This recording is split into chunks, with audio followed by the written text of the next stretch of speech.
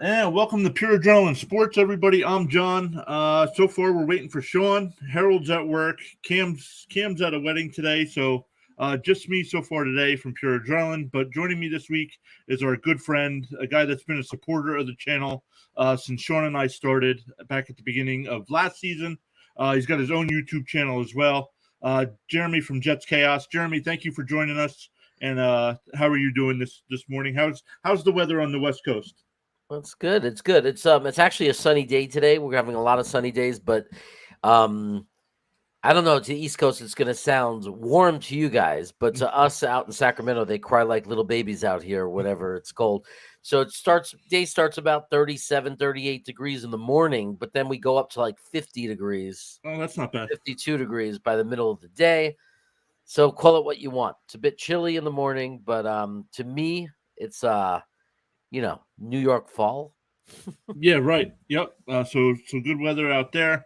Probably not a lot of Jets coverage out there as well. So you're probably on your channel. Are you getting many people that aren't in the New York area? Well, we do. I think all the channels. I mean, the internet has taken proximity and where you actually are out of the equation.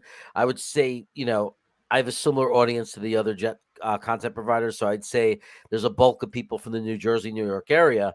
But what's surprising and what I don't think anybody expected was the amount of international people we get. The Mm, fact that we have people from New Zealand and from uh, all over Europe, Germany, UK, France, Ireland. The amount of viewers we get from those parts of the world is pretty astonishing.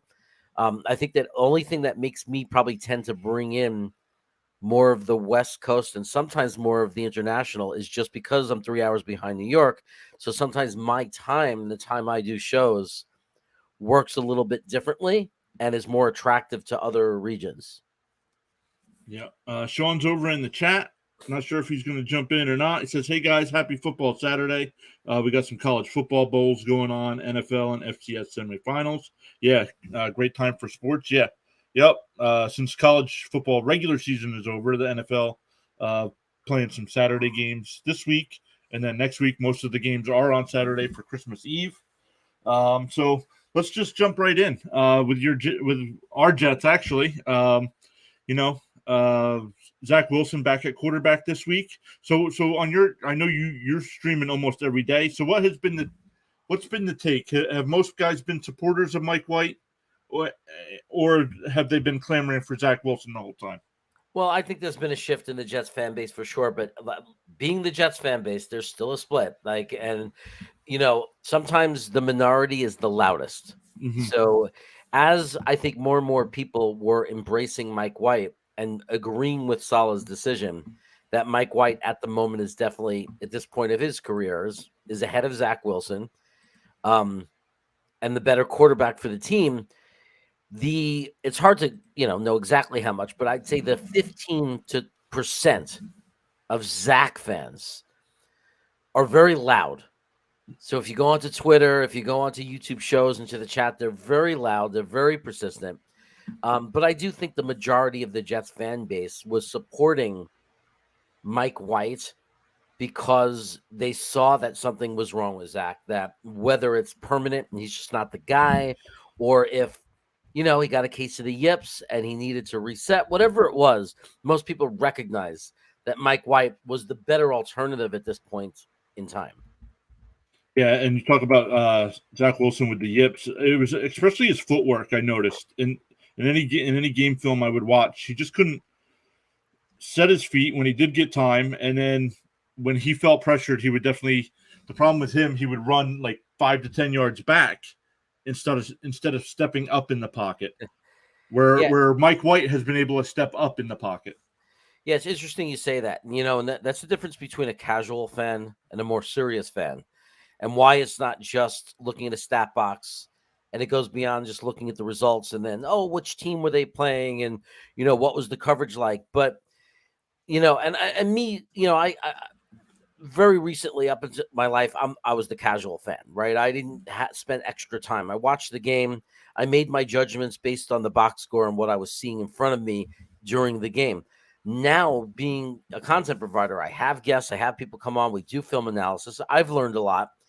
And what I say to the people who support Zach, and I support Zach because I'm a Jets fan. I support every player wearing a Jets uniform. But when we get people in the chat that say, well, Zach is still better, Mike White is not good. Zach went against tougher defenses. He was still 5-2. What I say to them is no longer looking at stats. What I say to them is look at the film. And it's just what you're saying. Look at his feet. Forget about the stats and look at his feet.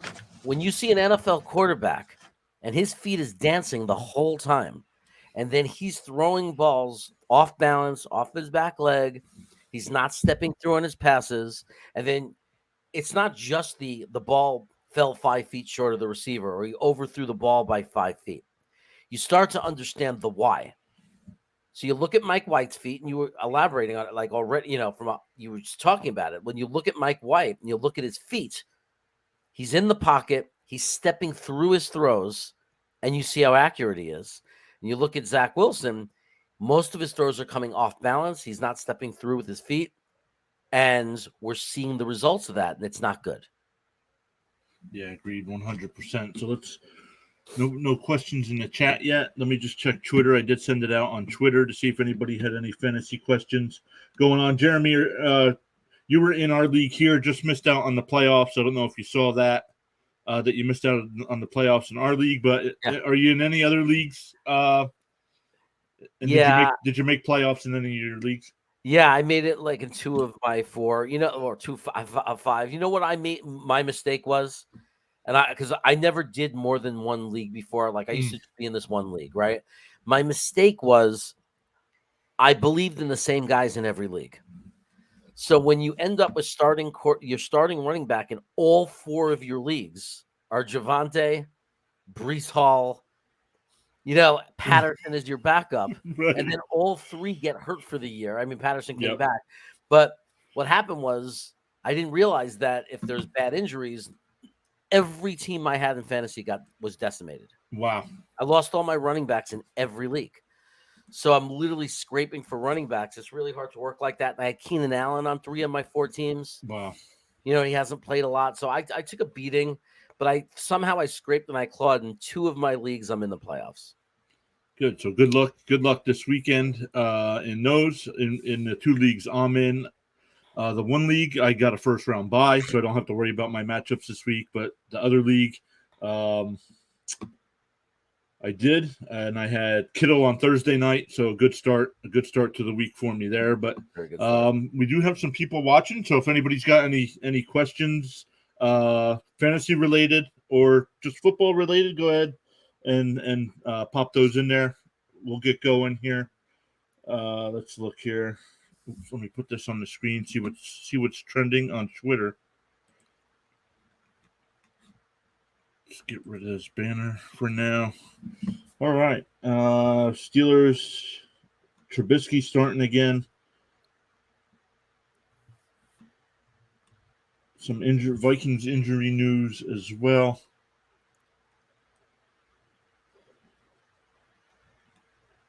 So let's look here. It's supposed to be some snow for the Buffalo game tonight, so hopefully we get to see a snow game. Last time there was some snow.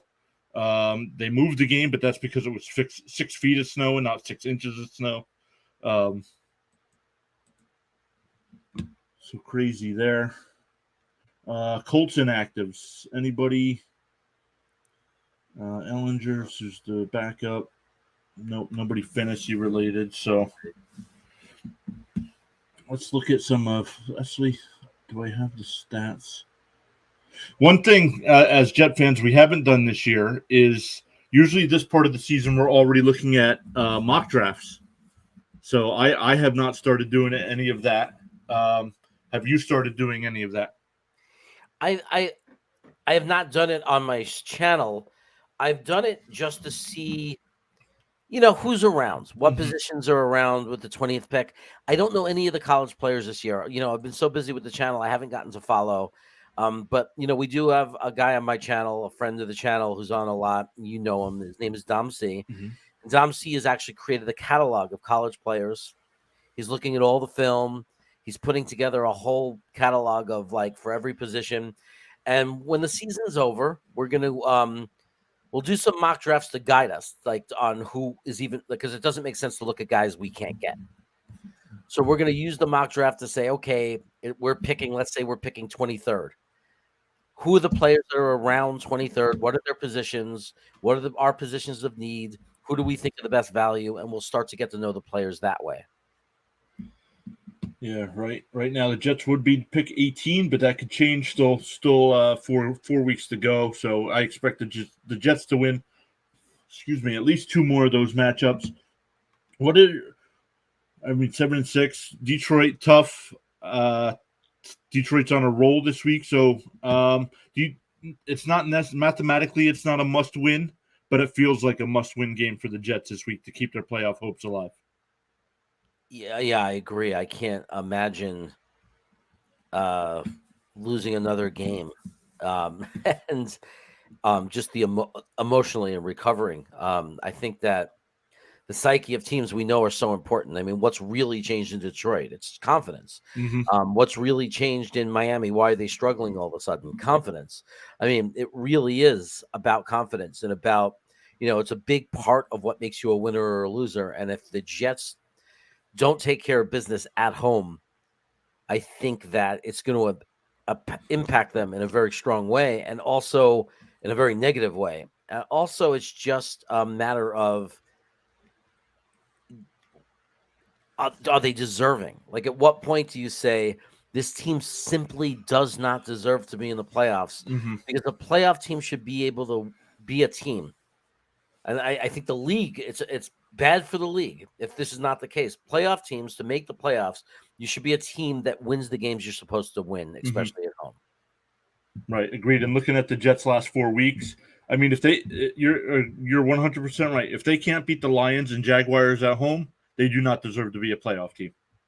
Yep. And every one of those games, by the way, I'm not saying they're easy, because what's interesting about the Jets' schedule is the Lions are hot. Mm-hmm. Trevor Lawrence is definitely coming out of his shell. He's looking really good. He's on the rise. And Seattle, obviously, they've lately not been as good, but we all know Pete Carroll can get those guys to play, especially in Seattle. And then you look at the Dolphins, who have struggled lately, but we know are stacked with talent. All 4 of those games are winnable games for the Jets, but at the same time, they're all games they can lose. Mm-hmm. Like, all these 4 teams are capable of, obviously, of beating the Jets. All 4 of these teams are capable of pretty much beating anyone because they've proven at different times of the season. So it's kind of an interesting situation we're in, because it's just this schedule of, wow, we could run the table and win all 4 games, or we can go the complete other direction and lose out. Right. And just totally crush everything we had built. Yep. So we do have Dousted comes in with a question over on the Twitch side. Says Lawrence or Cousins this week. So let's look. Yeah, who they playing? That's the key, right? Yeah. Cousins is playing at 1:00 against Indianapolis, and Lawrence is going up against Dallas. Right now, we do have Cousins projected with almost 2 more point, or a little over a point difference. Let me look at the yards here: 244 to 260. Touchdowns about the same. So I don't know. Let me take a look at the running back situation for. Where do we have Minnesota's running Cook? We have projected high. So, and where do we have Jacksonville ETN? Lower. So going off of our projections, I would probably actually start Lawrence against Dallas, because I think they're going to have to. I think they're going to have to pass more to stay in the game. Where I could see Minnesota getting out to a big lead and just trying to run the ball. Any thoughts, Jeremy? Well, that's interesting. You're looking at it from more of a fantasy guy's take than I am, Right?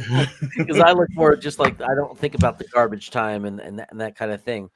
I mean, what I'm thinking about is, I definitely think it's risky when you're going against Dallas's defense. So I won't argue with you on I could see your point in that, how easily it could be a better day. As far as just the need to throw the ball, the reason I would go at Cousins is only because I envision, from a risk perspective, if Micah Parsons and Dallas's defense have one of their special days, and because they once every few weeks they put out a defensive effort where they give up 3 points, or they just dominate. Their sacks, they pressure, which causes interceptions or fumbles. I like to stay away from defenses that do that, even if it's not consistent. It doesn't, So I understand on an average basis, there's a chance that Dallas will give up those garbage yards and he'll score a lot of points. But part of me is just wary of that because Dallas seems to have a chip on their shoulder. They want to be the best defense, and I would just feel more comfortable with Cousins going against like just a broken Indianapolis team. Mm-hmm. And Sean comes in and says, yeah, he likes Cousins because Colts defense isn't top notch like the Cowboys defense is. So Sean's agreeing with your take there. I just think Minnesota could blow the Colts out. Now Dallas could blow Jacksonville out, like you're saying with that defense. But I mean, if that's the case, Lawrence is going to have to pass more. But Dousted, thank you for the question. Good luck in your fantasy. Is it playoffs? Are you in the playoffs? Or are you fighting for the playoffs? Some leagues still go. Some leagues only do 4 playoff teams, so they go to week 15. So let's keep looking here. I have NFL Network on. They're up in Buffalo interviewing Bills fans. Snowing like crazy.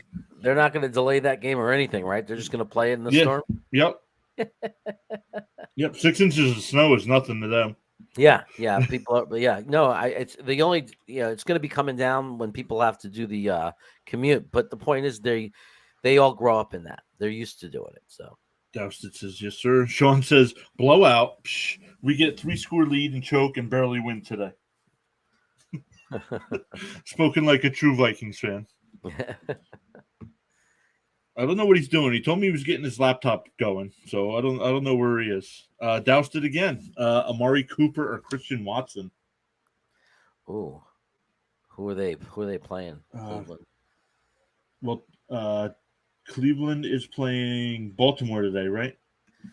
Oh, okay. And Watson hasn't been exactly a great quarterback since he's come back. He's still very rusty. Well, Christian Watson, wide receiver from Green Bay. No, I'm thinking Cooper. Oh, like, Cooper. I'm sorry. Right? Sorry. Cooper has Deshaun Watson, right? I mean, has a quarterback that is, if he was the way he was 2 years ago, but he's not. Mm-hmm. So I'm just wondering who Green Bay is playing. Green Bay is playing the Rams on Monday night, and there might be snow for that game as well. Oh. And I have them projected right next to each other actually this week. One at 14.9, and Watson at 14.8. Do I have? Nope. I have them both at a 60% chance at a touchdown. Man, that one's tough there. I'd probably go Watson, just because I don't. I go Watson because he has the bigger upside. Right. Agreed. You know what I mean? Like, I think Cooper, like, on average might score a point more than him or something very close. But I think if you're saying who has the chance of putting up a 2-touchdown big game, I would say it's Watson, only because Baltimore's not going to give up a big game like that to a wide receiver, right? I mean, how often do they do that? Yeah, true. He says he's going Watson. Thank you. Yep. No, thank you. Thanks for the questions.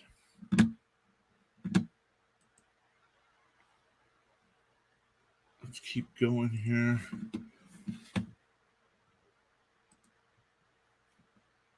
So let's see here. Let's go back to the playoff seedings in the AFC and look if our Jets are going to make it. Who's not going to make it? Right? I know the Dolphins. I expect the Dolphins to lose tonight in Buffalo. Patriots. I don't know who the Pats got this week. We can take a look, but because the top 4 definitely get in because of the divisions. Bengals will definitely make it. So Dolphins, Patriots, and Chargers. Are the Jets going to be able to pass 2 of those teams to get into the playoffs? I think that the Jets don't mathematically control their own destiny, but realistically control their own destiny. What I mean is the Patriots aren't winning out. and I'll stand, I mean, Right. unless it would be the most shocking thing that ever happened. I don't think the Chargers, all of a sudden, we can magically pretend they're going to win out. I don't care what their schedule is. They play divisional opponents, and that's not going to be easy for them. Right. And then with Miami, if we stay within one game of Miami, we control our fate against them, because if we beat them, so the truth is, everybody likes to come up with the scenarios of, they're not, if everybody wins, but not everybody's going to win. Right. Not everybody's going to run out. And the likelihood is most of these teams are going to go 2-2. Right. Because they haven't proven to be teams that can go 3-1 or 4-0. I think for the Jets, it's really going to come down to the Miami game. I believe I'd be very surprised if it didn't. I think that the last week of the season, that Jets Miami game is going to be maybe not for Miami. They may have already clinched a playoff spot, but for the Jets, I think a win against Miami is going to determine their playoff future. Again, if they 2-2, I don't think is going to do it. So I'm assuming that. I assume the Jets are going to win 2 out of the next 3 games to be in that position. So if the Jets lose the next 2 games, they're done. But if they win the next 2 games, or in the next 3 games they go 2-1, then I think they're going into Miami playing for a playoff spot. Gotcha. Let's bring on my sidekick and partner in crime, Sean. How are you? I know you're getting ready for the Vikings game today. How you feeling about the game, and how are your fantasy playoff teams, or your fantasy football teams doing? Well, I get to enjoy the weekend off from fantasy. Oh, so you got to buy in every league? All 3 weeks, I got to buy. I'm either the 1 seed or the 2 seed in all of them. So I'll take that, especially in our sleeper league.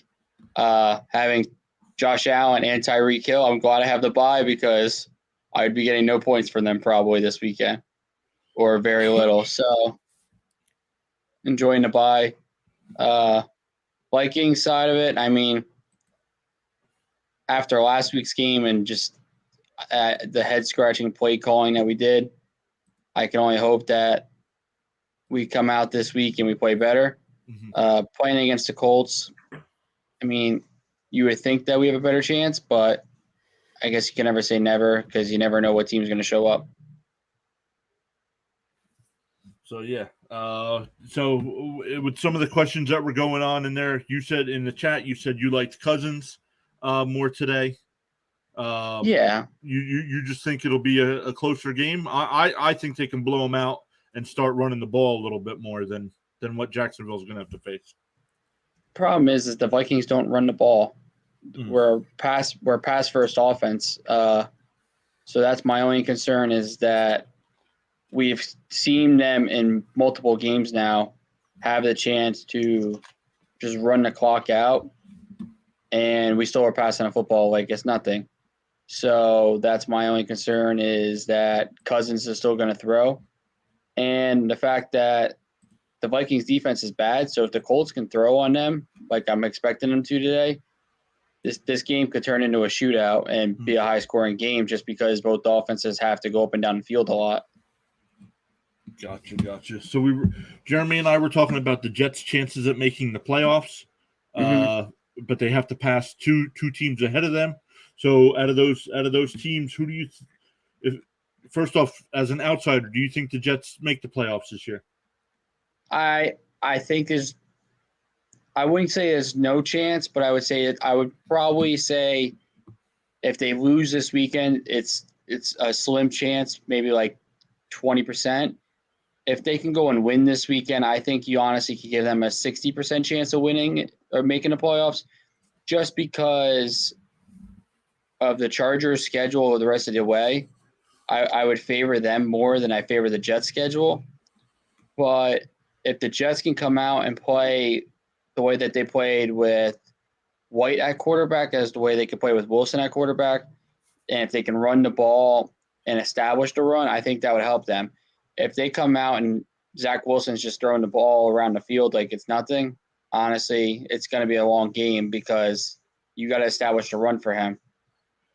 Yeah, agreed. We'll look at the other teams that are with the Jets there as well. I have the Patriots schedule here. The Patriots have the Raiders this week. The Raiders would love to knock Patriots down a little bit here. But then they have the Bengals at home, the Dolphins at home. So, I mean, talking Dolphins there, Jeremy, I mean, Dolphins, 3 of their last 4 games, they have to play division opponents. So that's going to be it's going to be very hard unless the Jets lose. right. Yeah, if the Jets take care of business and win 2 out of the next 3, they beat Detroit. Unless the Jets lose, it's going to be incredibly difficult and incredibly hard to imagine that Miami is going to be able to increase their lead over the Jets. And since the Jets would have the tiebreaker beating them, that's why I say that, there's no doubt that the Jets, as long as they don't fall apart, will have the opportunity to pass the Dolphins because they play them and they have the tiebreaker. So all they have to do is stay within that game of them. And then when you look at the Dolphins schedule, that looks very possible. What's more scary for the Jets, what they don't control is, again, the Chargers. They don't control the Chargers and they don't control the Patriots and, they don't control the other teams. So that's what they really have to look out for. Miami, they have control over. But again, like Sean said, if the Jets lose to Detroit, I mean, we're down to a 1-5, kind of like hard to even be as emotional about. Cause like we said, if there's one thing to make the playoffs, there's one thing to back into the playoffs. Backing into the playoffs doesn't really mean a lot to me. Right. No. Right. I agree. So let's look. I got Miami's schedule here. The Bills tonight, the Packers on Christmas, and then the Patriots and Jets. That Dolphins Patriots game could knock one of those teams out. Oh yeah. Yeah, I agree. Honestly, I would be shocked if by then the Patriots are still in the contention. Yeah, and Miami's going to win that game because if you look at the rest of Miami's schedule, they just can't afford not to. Right. It's a back against the wall, and they have, they're not going to allow themselves to be outcoached by Belichick. That would be the only way. The talent-wise, I just don't understand how Miami could lose that game. Yeah. So let's look. This is the Chargers schedule. They have the Titans on Sunday, the Colts on Monday after Christmas, the Rams and Broncos. Ooh. So actually only one division game left for them. The Broncos. Jet fans could become Bronco fans that weekend, but that's honestly, a fairly light schedule if you ask me. I think the Chargers come in 3 I was going to say at least 3 wins. I think they roll the Titans on Sunday. Yep. I don't see the Titans right now competing with anybody. They just got throttled by the Jaguars like they were sitting still. And you think about it, the Jaguars in that game. Titans were home too. Yeah, and the Jaguars, you think about it, in that game, I think had like 2 or 3 turnovers and gave them field position, and they never gave up and kept forcing turnovers right back. Yep. So let's look at the NFC side for you, Sean. Right now, technically, I think you still have a mathematical chance at winning the 1 seed, right? Is that true? No. Oh, 1% chance. No, because mathematic. Yeah, but with our loss on Sunday to the Lions, it kind of ended our chances just because we have the loss to the Eagles. So technically, we're 3 games out with 4 games left. The Eagles basically probably clinched a 1 seed unless they literally fall apart.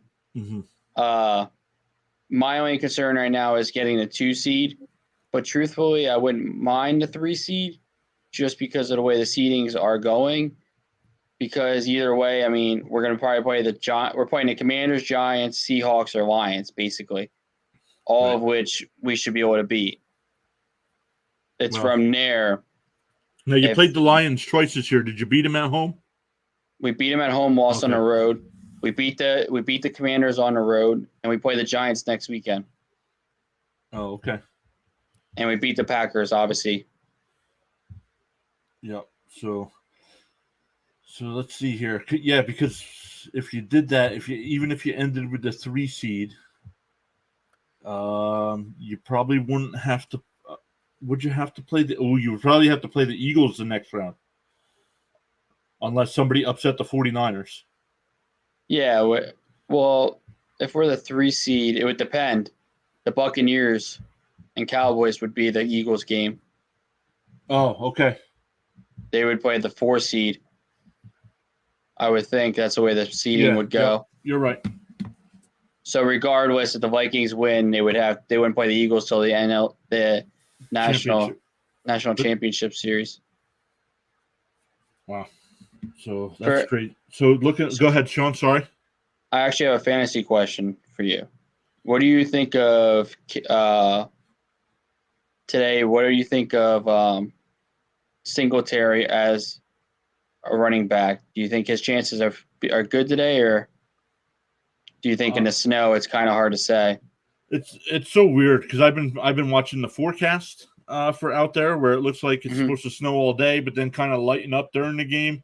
So I don't know. It looks like they kind of got their heavy snow, so the field might not be an issue tonight. Which, if that's the case, I do like Singletary. Yeah, because I think they're gonna could be one of those games where Buffalo gets a big lead and Miami can't keep up. I am kind of worried about Hill. He kind of had that shin injury last week. Has there been any word? Has there been any word on that shin? Last I saw, he's a full participant and walked through practice on Wednesday. Was the last I saw. Well, what I saw in the game at the end of the game is he couldn't run down the field. So. Oh, I agree. But if it's not a soft tissue, they just stick some cortisone in there. You know what I mean? Gotcha. Yeah. Let's look here. Where do we have them actually ranked?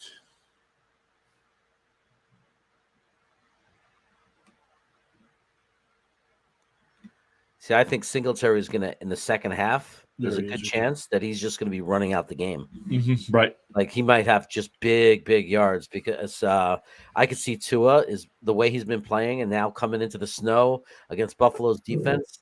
I think you might see, the Miami's offense really struggle. You might see Buffalo up like 13-3, 17-6, and then just in that last quarter and a half, Singletary all day long. Mm-hmm. Mm-hmm. And it'll depend too. Look, I have Cook projected right there, right below him. So it'll depend on. But this is the time of year last year where Buffalo started riding Singletary. So. Yeah, and then they rode him through the playoffs like he was nothing. Yep. So, I do like him, but why? Do you have another option instead of Singletary? No, just my DraftKings lineup. Oh. I'm trying to think about who I wanted to use as an option at running back because I have my flex spot to use, and I was like, Singletary seems like a good option if it's a snow game. That and Josh Allen. I mean, it's hard to say what Josh Allen could do. He could just sit there and not throw the football the whole time. I mean, it's hard to say with how he plays. Yeah, no, I was just looking. They're talking about Justin Jefferson on NFL Network. He's on pace for 1,961 yards. You've been keeping track of the records. Yeah. Would that break the record? I don't know what the record is for receiving yards. The record is 1964. Oh, wow. So, but if you go by his actual stats so far, is he on pace? Yeah, he's on pace by like 300. I think he's on pace for like 200 yards right now. Is there anybody, and are there any other receivers that are on pace to break that number? I think Hill and Diggs, I think, are the top three. Whoever the top three are. I know Hill and Jefferson are 1-2. I'm not sure who third is. And how about running backs? Are any running backs on pace to? No, and Patrick Mahomes is actually on pace to break the yardage record from Peyton Manning as well. Let's see here. We got game 2. I keep forgetting who even game 2 is today. Is it Cleveland Browns and Baltimore? Ravens. Okay. Kind of irrelevant if you really think about it. Yeah. Yep. Yep. Trubisky's still starting. Man, I don't know. What do we think of Matt Ryan? We got him on the screen here. What do you? I thought it'd be good him going to Indy, and it just hasn't panned out this year. No, it really hasn't, and that's the sad part because you would think that he would have been great, and he's been the opposite completely. Yeah. Let's look here. When sideline reporters share or fight for the covered body warmers. Snow game. Mhm. This was. I know you sent that picture this morning, Sean. I don't know if that's the same picture, but man, look outside the Bills stadium. That's Look at this. that's 26 minutes ago. Wow. Is there even a sun out? No, nope. Oh my God. So back to Trubisky there as well, man. And it's dark. Like I They don't were know. just interviewing on NFL Network, and they were just there. So when if this happened? Because that looks so dark. It looks like it's over. That looks overnight. Yeah, I wonder if that was the same guy.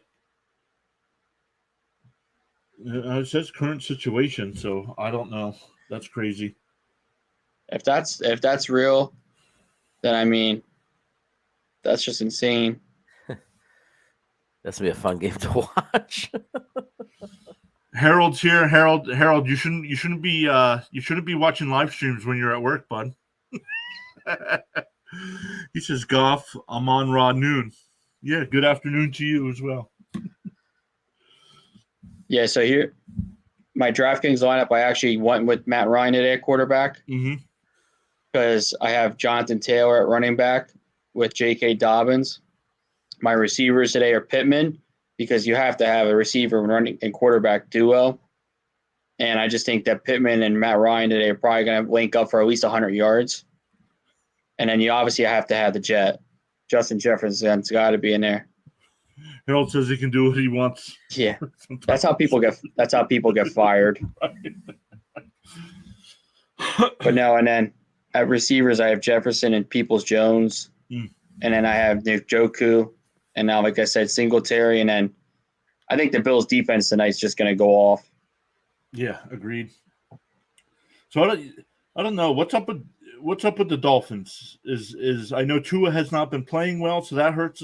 That hurts a little bit. But have teams maybe kind of figured them out a little bit, or what do you think's going on in Miami? I mean, Waddle the last 4 weeks has been irrelevant, Mm-hmm. and I mean, they have no running back real threat. I mean, they have 4 running backs that they could start any week, and it's like, it's not, yeah.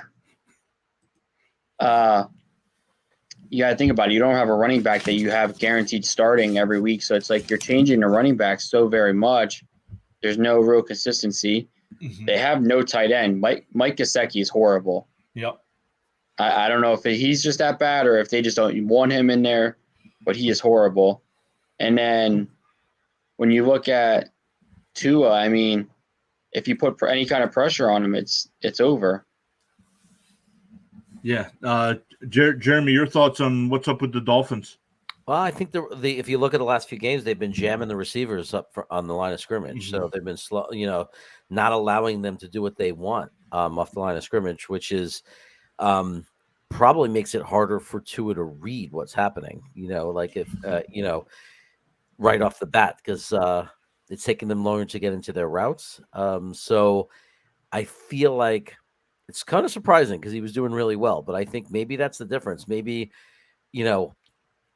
not being able to make those quicker decisions that, because they're not in their routes fast enough.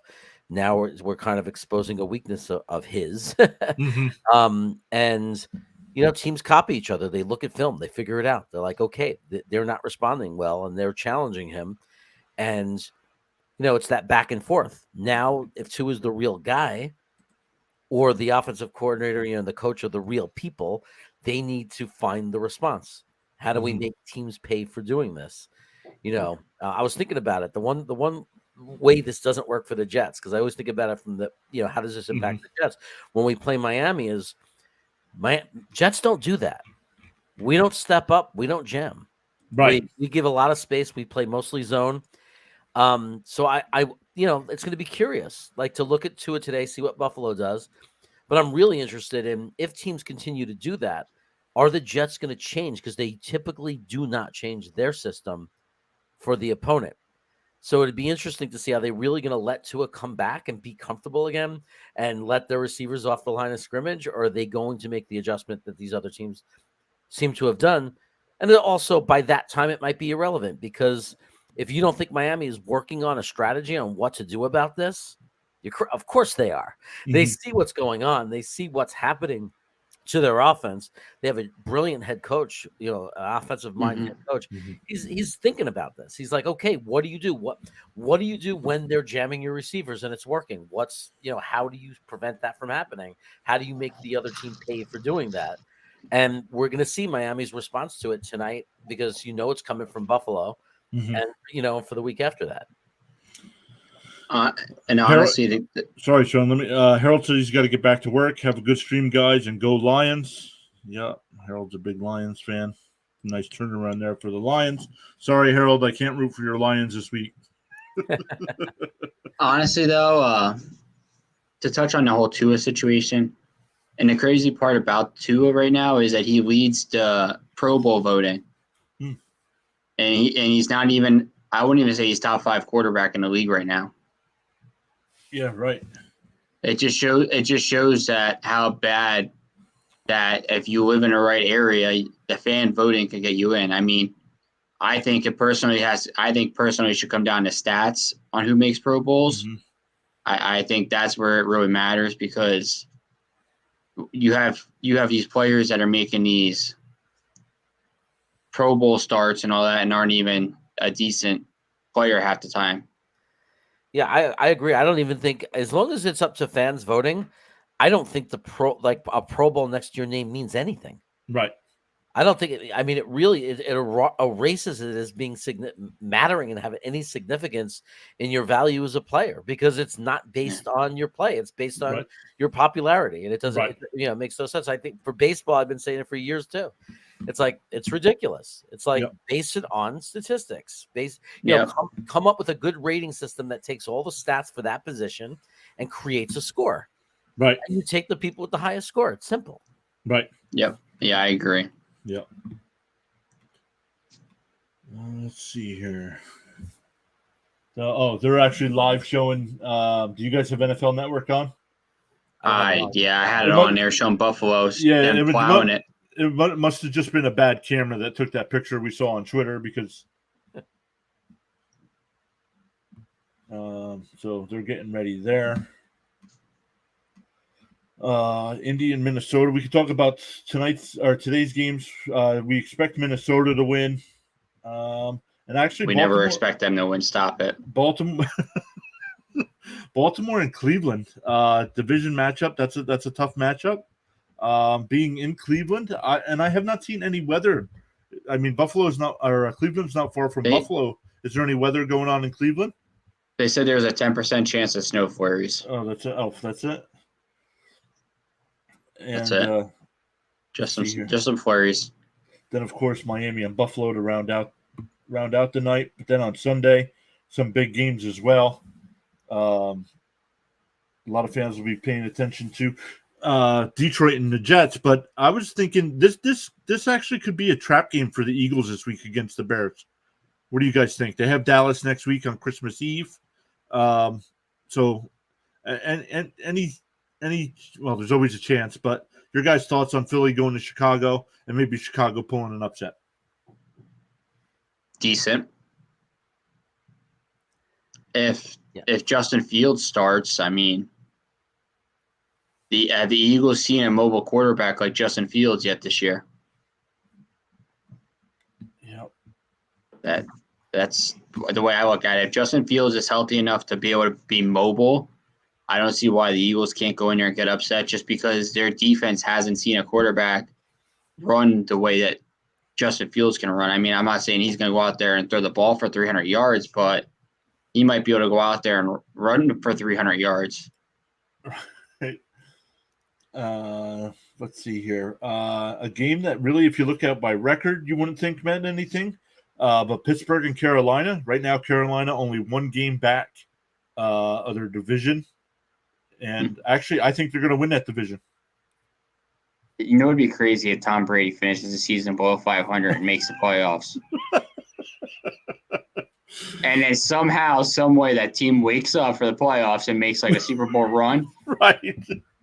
Because the worst part about it is the way the record is right now. They might finish below 2 games below 500, and they might make the Super Bowl and be 1 game above 500 in order to make the Super Bowl. Wow. That's what's crazy. It's like it just shows you that there's literally no system the way the seedings go.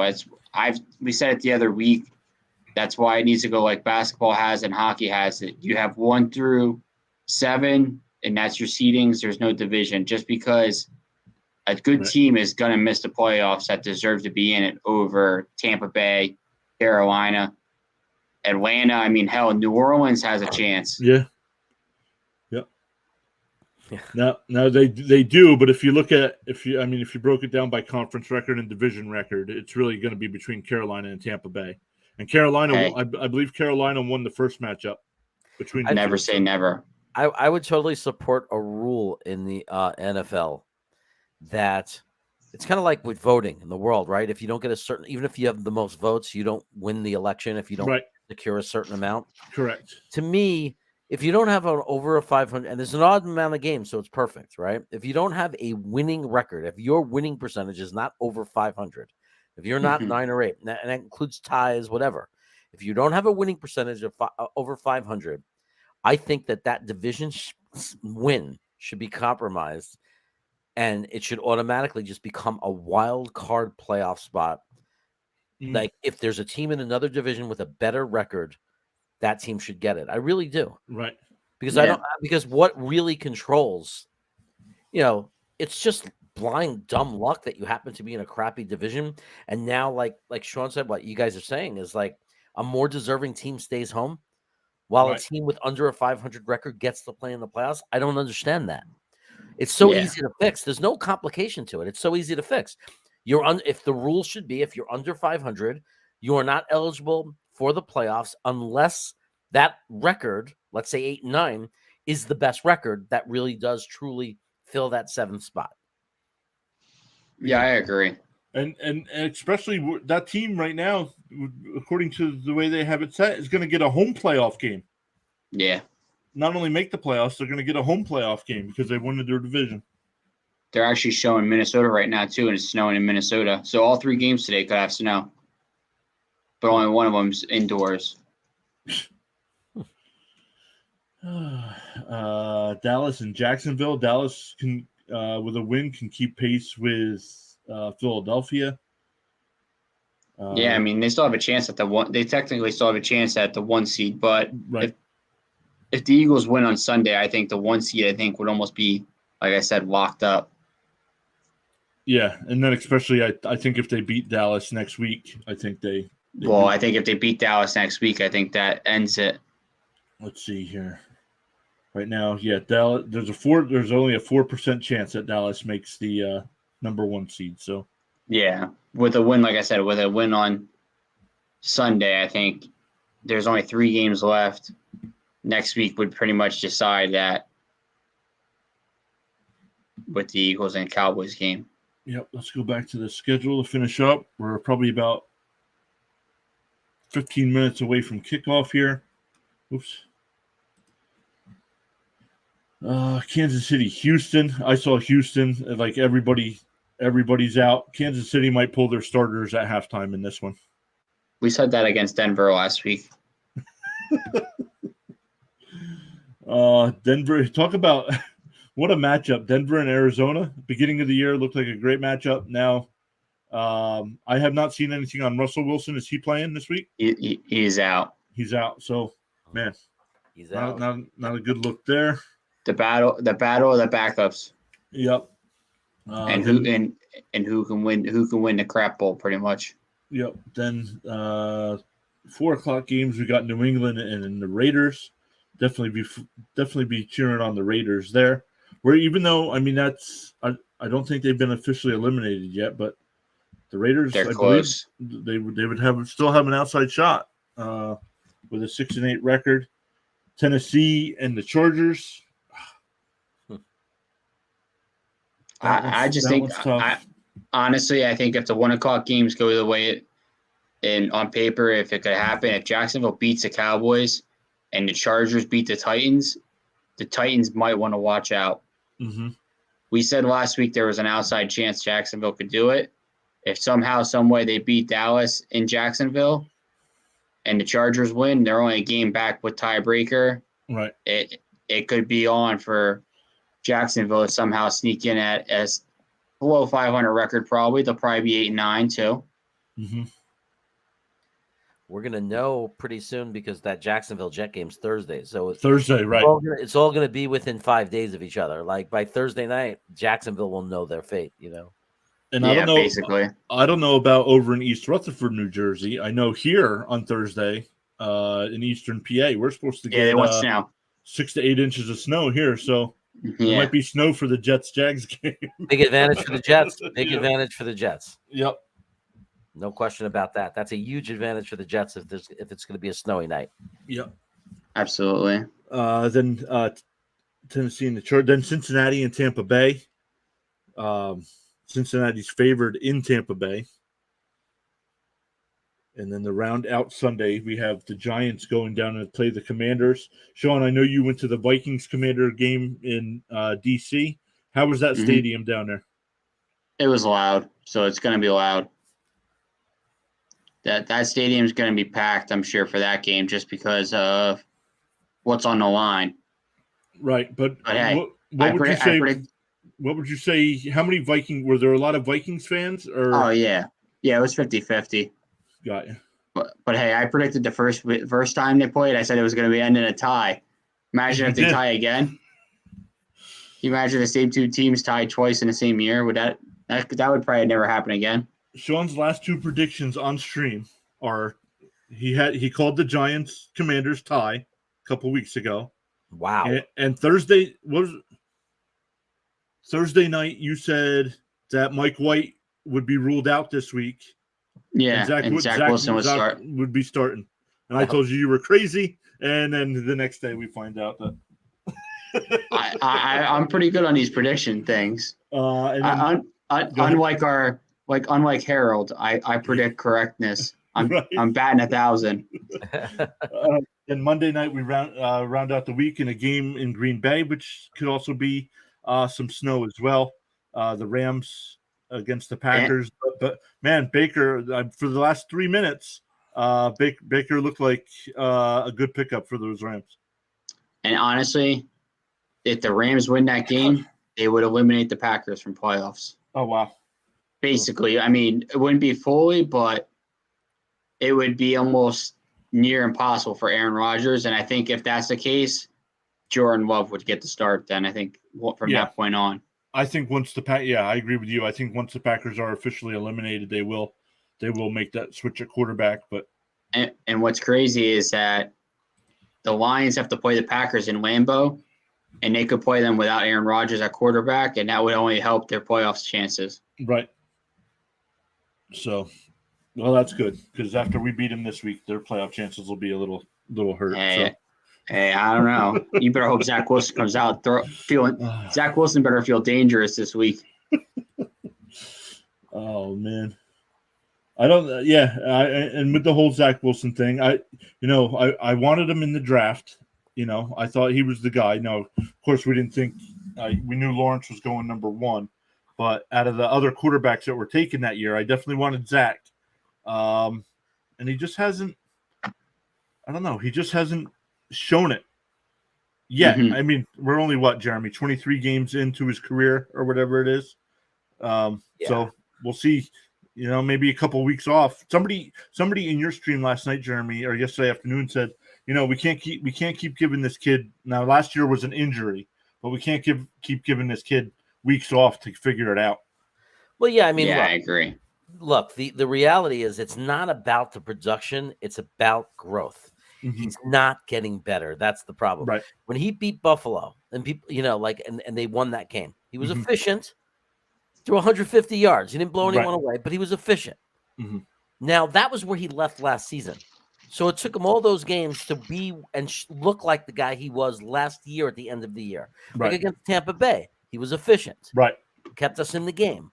So what he needed to do was come out against New England and either be efficient and keep the Jets in that game or be better. Right? Because New England does not have a dominating defense. They don't have overwhelming talent. And he came out and he threw for 77 yards, and half of those yards was one play on a bad pass to Mims. Right. Or Mims ran backward. Mims made the adjustment and came back. Right. An athletic play. So you're talking about he put up a 45-yard game against our division rival. Right. You know, it's just so the lack of growth is like, so that means he got nowhere from game 1 last year against Carolina to now against that New England game. That's the problem. It's not that how many games he played. It's just that it's 23 games, but it's 23 games where game 1 compared to game 23 is the same guy with the same issues and the same problems. Now, if you look historically, typically that's bust. Right. You know, I mean, it just is. When you look at any quarterback that's established by their 23rd game, they might not have been great, but they've showed growth from their first game. Yeah, I agree. So. Well, guys, I'm gonna head out. I'm gonna go watch the Vikings game and all that. Relax a little. Have fun. I'll still join you. I'll still join in the chat. All right, bud. I don't know how much we'll go, but thanks, bud. Yeah, no problem. And I'll see you tomorrow, John. Yep. See you later. See you later, Jeremy. Take care, man. Enjoy the game.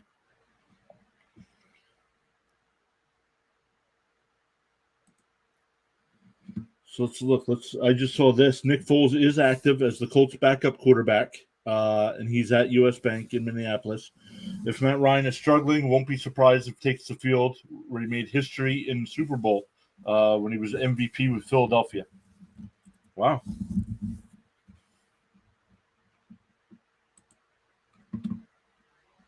So that's crazy.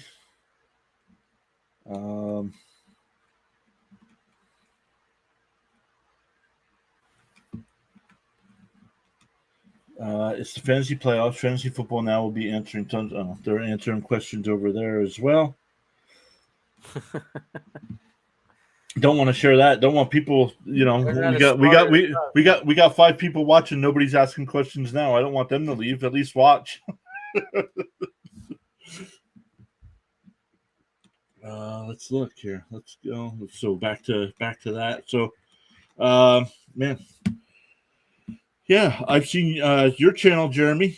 Sean and I are back. We're actually streaming on both platforms now, YouTube and Twitch. We dropped out of the Twitch partner program to do that, and it's actually helped our channel. We're sitting at, let me check. Let me see where we're at. We're currently sitting at 818 subscribers, so we are getting to that first milestone of 1,000. I know your channel, you're sitting at about 2.13. Man, what a grind, huh? What a grind.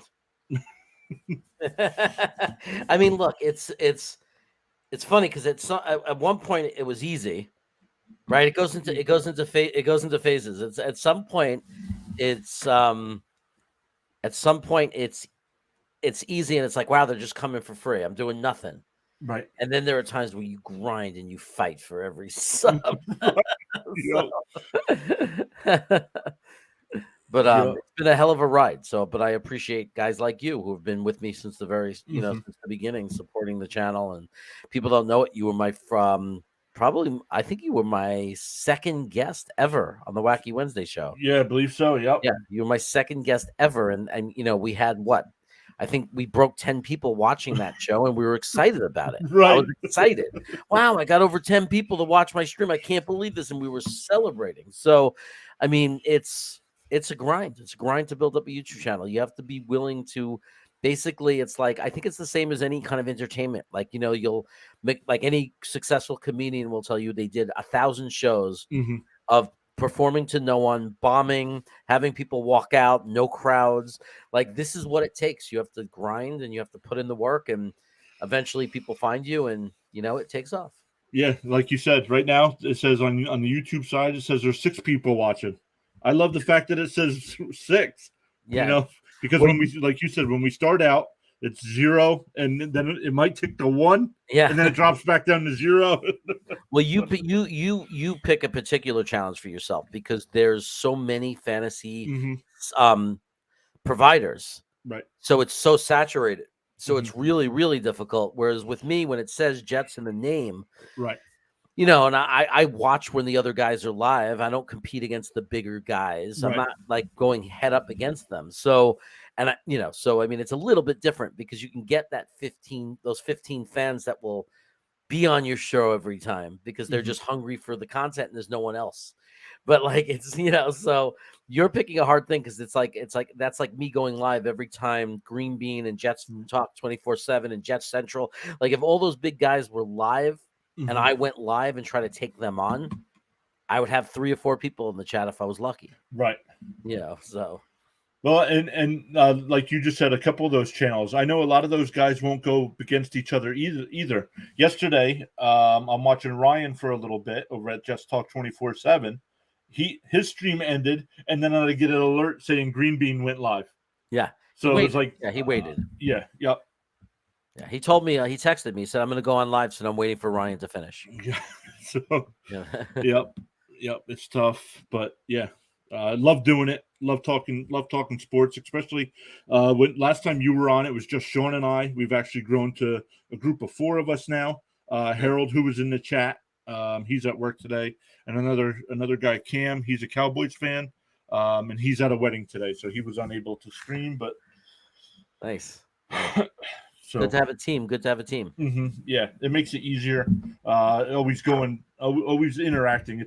It's tough. I know when you went on your own, a lot of your streams were just you talking. I mean, hoping to rely on people in the chat. That's tough. I have a hard time with that when it's just me on screen and nobody's talking. I can't come up with enough topics to talk about.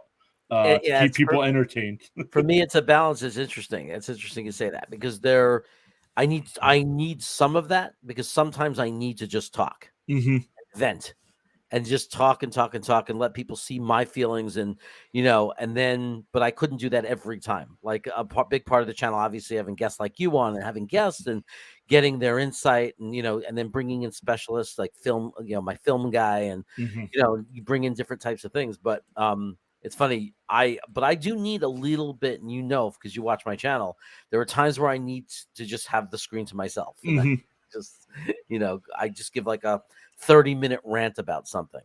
Yeah. Jerry comes in and asks, should I even consider starting Fournette over Tua in a super flex 1-point PPR?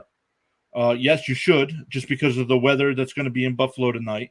They are calling for snow during that game, so that's going to slow that Miami offense down. But I forget who Fournette's going up against. Going against Cincinnati. Let me see where I got Fournette currently. So, Jerry, thanks for the question. Let's look to see where we got Fournette for you.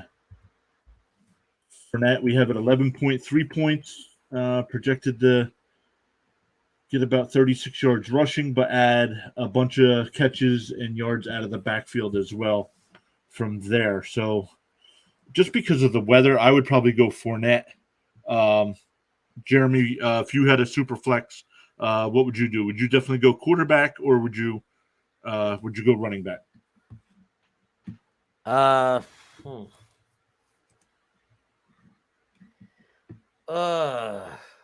me think. Playing against Buffalo, I mean, they get points no matter what. You know, right. Quarterbacks get points. And Fournette, I mean, it depends. Like, I mean, I think that Tua gives you guaranteed points. I think a quarterback is going to get you points. Like, even if it's a tough game against Buffalo, it's going to get you points. Where Fournette probably has the higher upside. Right. But it's more of a gamble because sometimes position players get you 2 or 3 points, you know, like 2 is going to get you 7 to 8 points, even if it's a horrible game. Yeah, right. And there's a chance there's one broken play and he throws a touchdown to Tyreek Hill, you know, is going to get you a bunch of points right there. So, I mean, it's just, it's going to be tough for him, but I'm a gambler when it comes to that kind of stuff. I'm going to go for the guy who I'm going to go for Tua because he could realistically, even if they lose and they look horrible, Like it's just in the snow. People slip. Maybe there's gonna be a broken coverage. Maybe Right. Tyreek Hill is gonna take a 5-yard pass and bring it home Right. 80 yards. So I'm gonna go with 2. I'm gonna go with the quarterback in that situation. I'm always gonna go with the quarterback. They're just it's a higher scoring position. Right. The game did kick off, and it looks like the Colts are marching right down the field here. So let's see here. That was a play to Jonathan Taylor. So 3rd and 1 at the Minnesota 24 already. Jerry said, yeah, that's his dilemma. Tyreek can easily take the slants 80 yards. Yeah, absolutely. That's Jeremy, that's exactly what you were saying. You throw a little 5-yard pass to Hill, and breaks the tackle and he's gone. So your quarterback gets all those yards. Jerry says, thanks, guys. No, thank you. Thanks for stopping by. Make sure you hit that follow or subscribe button on the way out, depending on which platform you're sitting at. And he already did that, so thank you.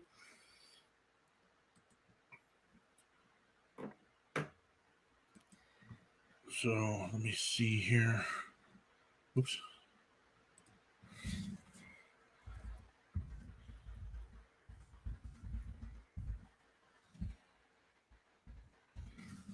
A message over in the private chat, Jeremy.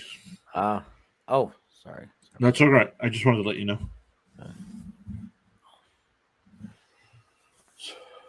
So, man, I am shocked that the Colts are moving right down the field here. But Sean, I gotta get my phone on and follow it a little bit because I don't have the. Actually, I can get the TV. Yeah. Get the game on here on the background. Just gotta fix the inputs.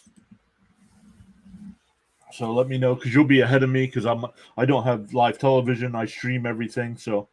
Oh, okay. That's fine. But if something happens, that's fine because I got ESPN up and that's ahead of my TV too. So I really don't care as long as it's not. What I do is funny on Sundays. I know in your live streams with Green Bean and Jets Nation during Jet games, people complain saying you're 2 plays behind, you're 5 minutes behind. Right. Well, what I do is I pause your video until you'll tell Green Bean, all right, getting ready for kickoff.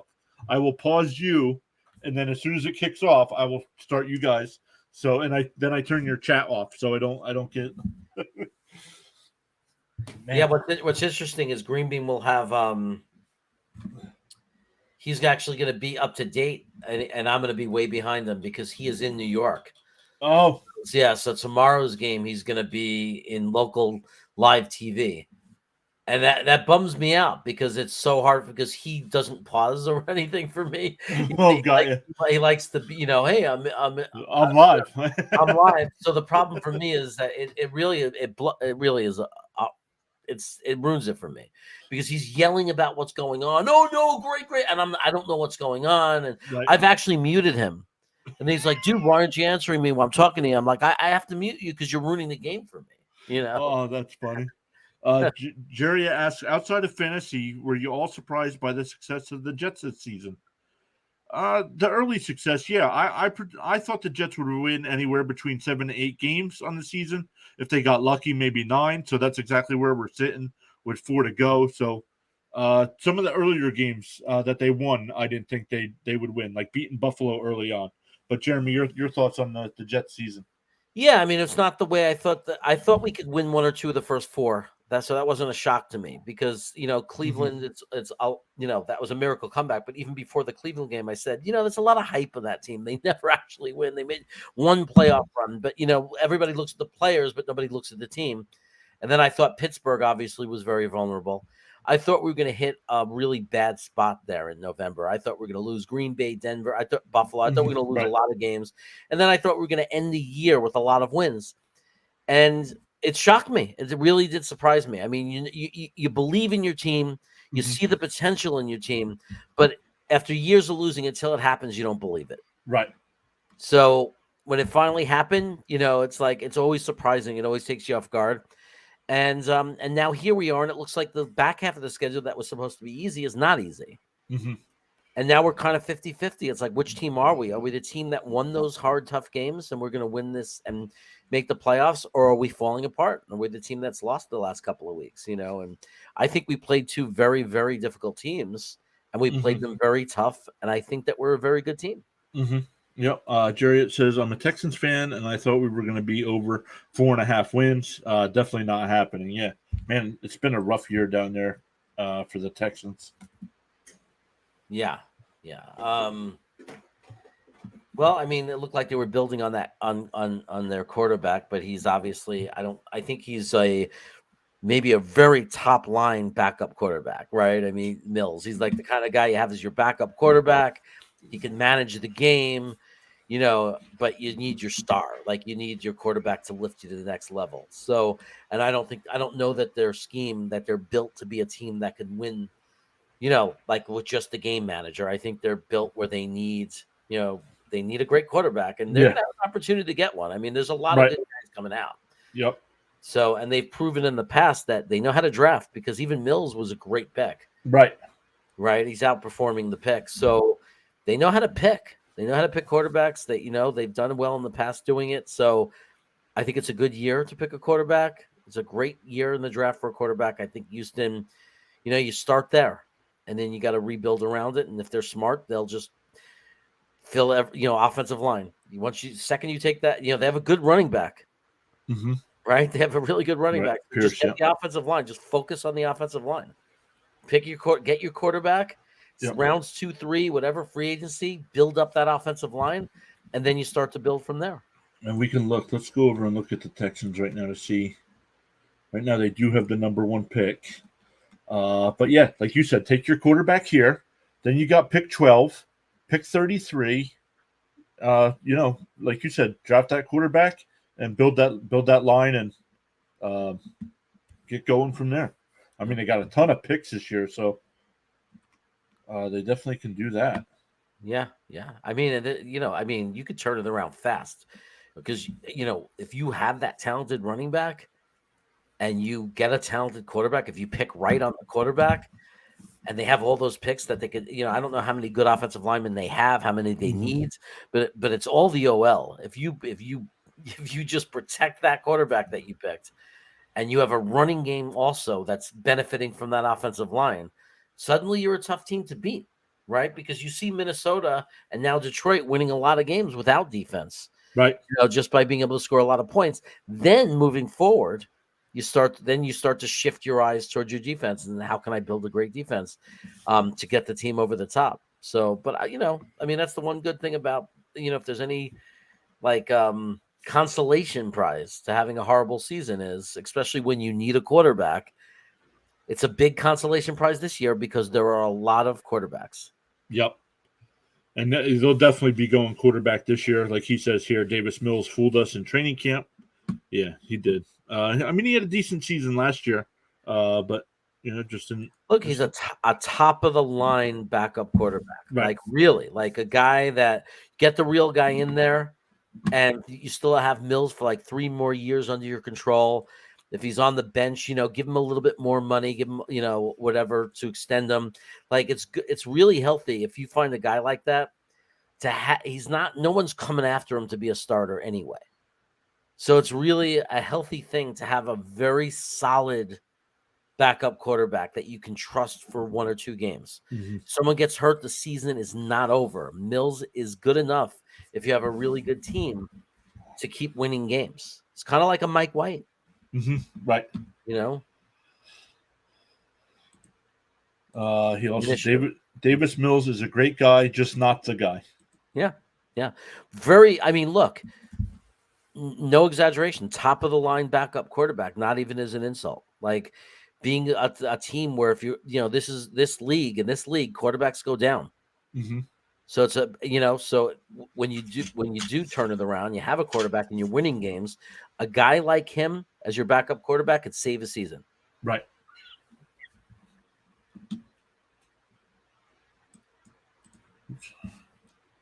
So Kirk Cousins coming out onto the field. Completion percentage. That was a nice pass. Last 3 games, 73% completions, 299 yards average, and 6-1 on the touchdown to interception ratio. I don't know what that. I gotta see what this flag is, but he made a nice pass off balance. I haven't even seen it yet. Here we go. Yeah, he was in tight space making that pass, getting rid of that ball. Yep.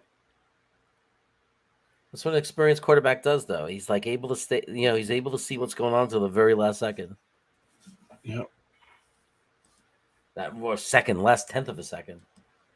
Let's look at this route by Jefferson. Oh, he's holding him. He definitely held him. He had his hand on the back of the jersey. So I always watch the footwork. Like I'm watching right now. I'm watching Kirk Cousins. Okay, so he did what Zach has. We've seen Zach on the screen pass, on this flat pass. How many times have you seen Zach throw it at their feet or overthrow it? Watch Kirk Cousins. Watch him pivot when he makes that throw. It's pure mechanics, and he makes a perfect pass. Now, as Jet fans, this is what we need Zach to do if we want to see him take the next step. Right. Watch his feet. I mean, you just watch Cousins' feet when he throws. It's that one. He had to pivot a little bit. He wasn't able to come forward fully into the throw. But I don't know if that's always on him. I got to see what the pressure was like. And that's my worry with Zach this week. We're 3 weeks enough for him to correct that issue. I don't know if they were. It was actually, there's nothing wrong with that pass. It was about maybe 10 inches to the off, but you can't. People want to get on quarterbacks. It's like in this league, if you're 10 inches off, you really right. Most of the time it's going to work out fine with these NFL receivers. That wasn't a very good pass. He set up this guy to get killed on that. So see, that's what I like about Mike White. Like if you watch the play right now, the third down play, Mike White, we yell at him for checking it down. But sometimes he's avoiding what you were about to see. He's avoiding getting his guy killed. Right. It's like because he does have very, very, he sees things very quickly and he's very decisive. I don't like to see a quarterback do that to his receivers. It's like, first of all, it's a dangerous pass to make. Second of all, you're not getting the first down. All you're doing is setting your receiver up to get hurt. Yep. What the hell just happened? I don't know. I can't even tell you what just happened, but it looks like Indianapolis scored a touchdown unless they call it back. I don't know if they blocked that punt or they faked it and he threw an interception. Something really bad just happened. I'm sorry, Sean. What the hell just happened? I missed it. Are you caught up yet? Fourth down? It had to be tipped. Okay, let's look at it. Here's the slow motion play. It had to be tipped. Oh, he tried to punt it. It was blocked. And then caught in midair and brought back for a touchdown. Oh my God. I mean, this is a team without a coach. Right. This is a team without a coach. Just assistant coaches and a cheerleader. Wow. Assistant coach and a cheerleader. Jeff Saturday's a cheerleader. He's a cheerleader. He's not a coach. You know why their offense is functional at all? Because Matt Ryan is just calling the plays. Because that's why he put Matt Ryan in. He put a veteran quarterback. He goes, just run the offense and you call the plays. Yeah, that's what they did. They don't have anybody who knows how to call offensive plays in an NFL game. He said they didn't even have a playbook. Jerry, it says Jeff is just a hype man. Yeah. I mean, they didn't even have a playbook before the first week, and I doubt that they have anybody capable of really building one. They're taking the offense that they had and they're letting Matt Ryan run it. That's why they elevated them back to starter. They needed to bring in a veteran who could literally run and call the plays. But the one good thing about Saturday is because he was an all-pro offensive lineman, and because that was the problem with the Colts this year is for some reason their OL just took a dump. If anything, he could go into that room every day and say, what the hell's going on here? And maybe motivate them and get them to play up to their ability. He's a player's coach, and he's going to let them do what they feel works. Yeah. Honestly, he's only going to be a place filler till the end of the year. Right. It would never work long-term because long-term, you have to be strategic. You have to look at what your divisional foes are doing. You have to play these teams twice. You have to make changes. Like he could just, obviously he could just run out the season being maybe steal another game and whatever, but and make it and be functional. But you can't be a serious contender if coaching matters. Like you have to have smart guys because again, teams adjust. Like even in this game, Minnesota's going to adjust now. Right? Can Indianapolis adjust to their adjustments? Like, can they play the full chess game? I guarantee you, Minnesota's getting the ball now. they're gonna look at that last drive. They're gonna look, and they're gonna make some adjustments right now. But that was just, yeah. I mean, that's just a freak thing, a block punt. I mean, what are you gonna do? And talk about luck. Talk about the ball dropping in the right place. My God, it goes right to your player. Crazy. I don't think I've ever seen a play like that. No. That's why I didn't know what happened, because it was almost like it was a pass. I thought maybe they faked the punt. Yeah, I don't. Crazy. I haven't seen Sean in the chat. I wonder what he's thinking. I'm gonna text. He's not happy. I'm gonna text. I'm gonna text him. Not happy. Man, I gotta fix my TV. The color is just awful. It's like a purple screen. Maybe it's just the stadium. Everything is purple on my screen. Oh, everything is purple. Sean hacked your TV. It's just like a purple TV. It's like, I mean, I understand the stadium's purple, the end zone's purple, the uniforms are purple, the scores are purple, the white numbers have purple outline. Like, everything is purple. Something's wrong with the color settings. I know it. My dad. I just asked Sean, what was that? He goes, we just suck.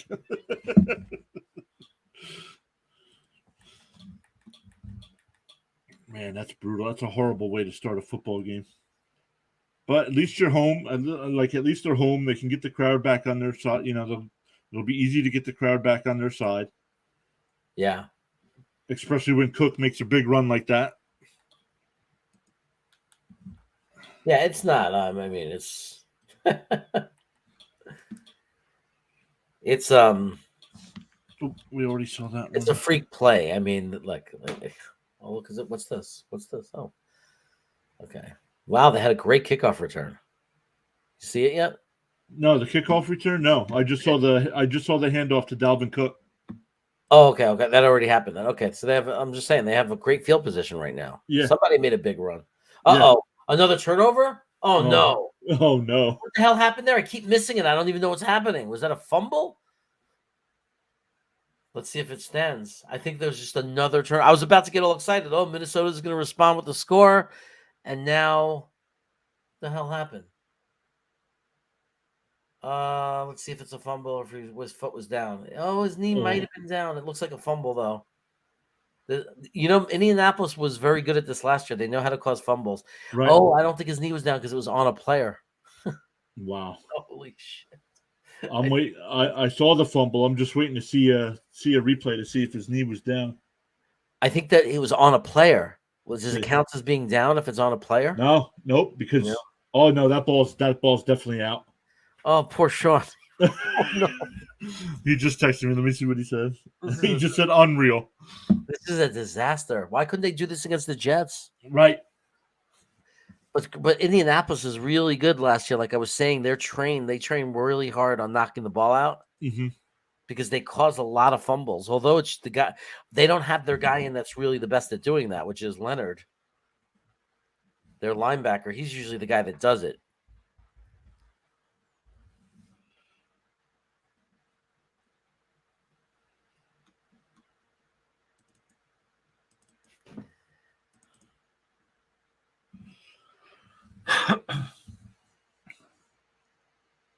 Man, unbelievable.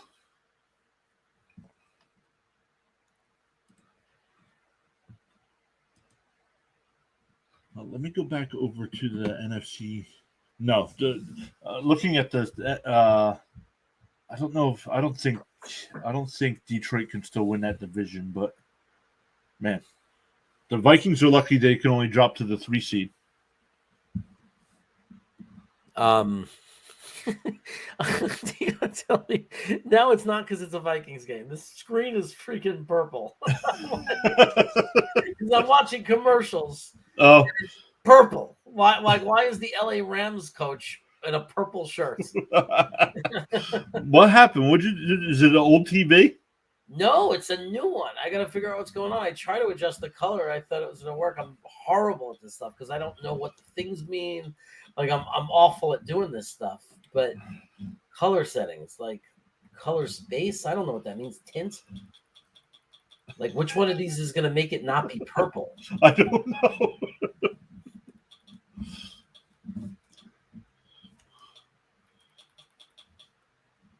I have no idea. I'm going to have to ask my dad for the. I'm going to ask my father for the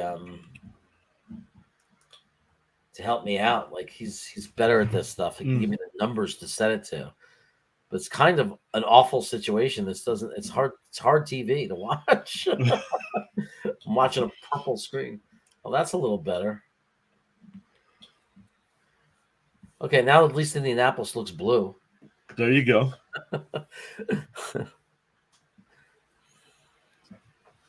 I really should turn to a channel just to see what it looks like. But I don't want to miss any of the games. So here we are, and Indianapolis has the ball back at the 33-yard line. I can't believe it because the Vikings were going to score in that drive. Right, agreed. They went. I mean, it was a big run by Cook, but man, they were already down there. What 35-yard line? Yeah, they were going to score. I'm putting on Spider-Man for a second to see if my screen's still purple. There you go. Is it the lighting around me? Do I need to split my studio? I don't know if it's because of the studio. No, it's purple. Did it just start doing it today? Maybe it's me. Yeah, I've never noticed before. I'm gonna have to reset the whole TV at some point. Right now, I guess it's theme oriented. I mean, we are watching Vikings, right? So well, we're watching the Colts. Really. This is so how important is this game for Minnesota? Are they playing for home field for seeding? Is that what this is about? No, not really. I just looked. They can drop to the 3 seed, but because Tampa Bay is so bad, they won't drop below the 3 seed. Okay, so they're they're the 2 right now. They're the 2 right now, right? But don't they want the 1? Is there a chance they can get the 1 seed? No, no, not really, because they lost to Philadelphia earlier in the year. Right. So this game, oh my God. This game doesn't mean much, but for pride, I mean, they just gave up a huge play. That was Woods all the way to the 20-yard line. Says, how's this guy on fantasy? Woods. You think anybody's starting him today? No, I don't think so. Like nobody in the country. No, probably not. Unless it's somebody like Sean who does the DraftKings or FanDuel lineups. Maybe somebody picked them there. Guess what? He's going to outscore a lot of people, a lot of the guys that people started in that one play. Yep. So here we are, 24-yard line. Let me scribble for. How far are you behind me? Tell me when they snap the ball and they do this running play. When they do the running play, it's a must.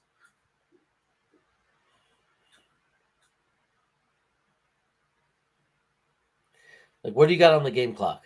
Right now, 5:17. Wow. So you're about 27 seconds behind. Yeah, and that's okay. I mean, I don't. It's not my Jets, so I don't care. It's worse with the Jets. Like when Green Bean and me. Green Bean's gonna be like a minute and a half. Oh wow. Yeah, it's hard to stomach. Wow. Matt Ryan drops back, makes a pass. Oh, it's a 2-yard line. Wow. 1.5-yard line. Indianapolis is looking like a real football team right now. And Ashton Dolan, I have no idea who that is. And Minnesota's looking like trash. Yeah. And like you said, why couldn't they do this against the Jets? Hey, maybe play to your competition. Well, they tightened up their defense against the Jets when they got into the red zone. Right. But one thing the Colts aren't doing is getting cute. The Jets try to get cute. Right. True. Right. You don't see right now. The Colts aren't getting cute. They're just attacking. Let's see if they can stop them. Move. Screen pass touchdown. Wow. They fell right for it. My God, I got to say, whoever coached that play, it was a very well-designed play. And Minnesota fell for it. Their guys went straight through to the quarterback and just played into it. Like, watch that play. It's Yeah, designed getting it. perfectly. Minnesota fell for it. They all came forward. Only one linebacker picked up on it, but it wasn't Yep. fast enough. And it was too late by the time you got over there. Yep. He bit, though. I mean, he would have gotten there. He did bite, but he adjusted, but he had the initial bite, Hendricks. He got fooled. Kendricks. He got fooled. Yep. Wow, 17-0. This is a shocker. Yep. I mean, I know that Indianapolis might not need this game. I mean, Minnesota might not need this game, but you think that they would show up and play at home in front of their fans, right? But yeah, I mean, you're reeling now. I mean, you lost last week. You didn't look all that great against Detroit. This is supposed to be a bounce back game, right? And the second half. Now their defense looked, like you said, looked good against the Jets. But in the second half of that game, I don't know if their offense just, the second half of the game against the Jets, they didn't do nothing. They scored 7 points.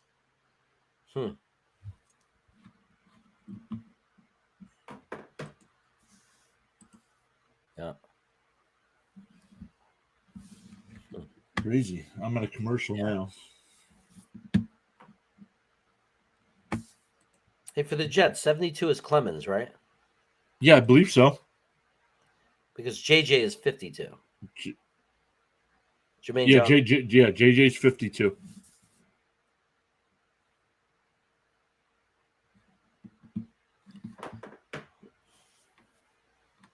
Man, look at that. Let's look at.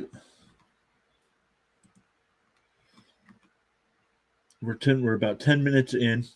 They have the special teams touchdown. We got Matt Ryan 5 of 6 for 74 yards and a touchdown.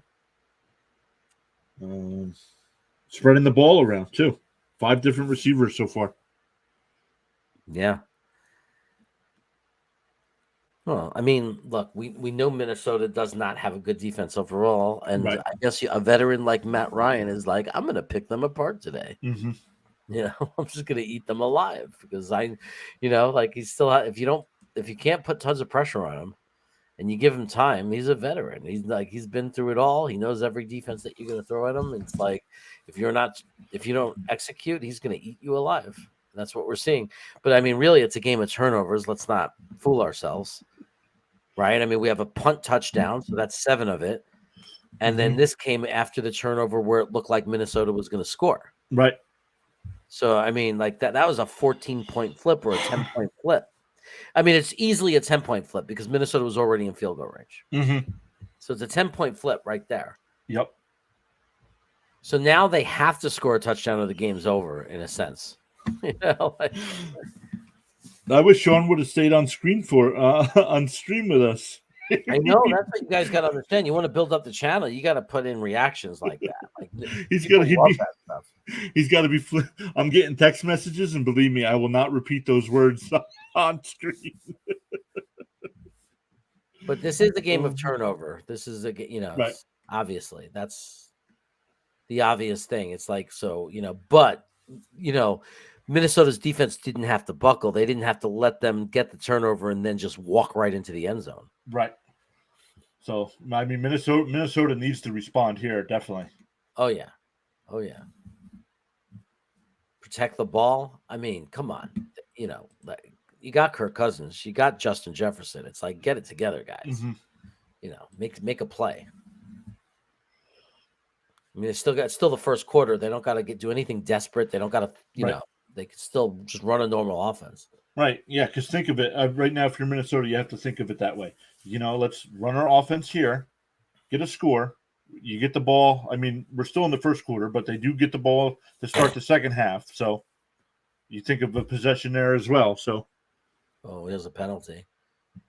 Offsides. Okay. Take the 5 yards. Yep. Take the 5 yards and keep the first down.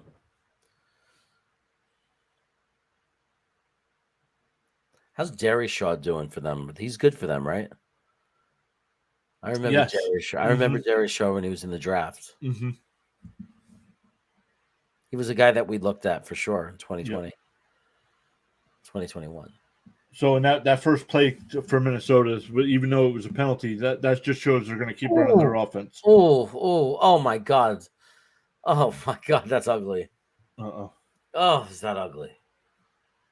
What the hell? That's like the Sanchez butt fumble. What is going on? No. What is going on? It's that bad. Ingram, his offensive lineman, stepped on Cousins' foot, tripped him. I mean, he just went flat. He went flat back. What the hell? 2nd and 7. They actually lost 2 yards, and oh my God, what is going on? This is like, did the Jets? Did the 2019 Jets dress up as the Vikings today? Right. That's a good 2nd down play. Actually, he's mad, but it's not 3rd down. That's a good. The Jets need to do that. The Jets do that play on 3rd down every time. Right. Like when they fall 2 yards short of the 1st down. Right. They do that on 3rd down every time. You got to do that on 2nd down. Yeah. Now you set up a 3rd and 1. Now you're in business. He's pissed, but I mean, 3rd and 1, you can run any play in the playbook at 3rd and 1. Yeah. And you got a great running back. You got a superstar wide receiver. Oh, wow. Really? I feel like he got a little cute. I think, you might have to go for it because it's an inch. Oh, man. It's an inch. It's an inch. Yeah, but still.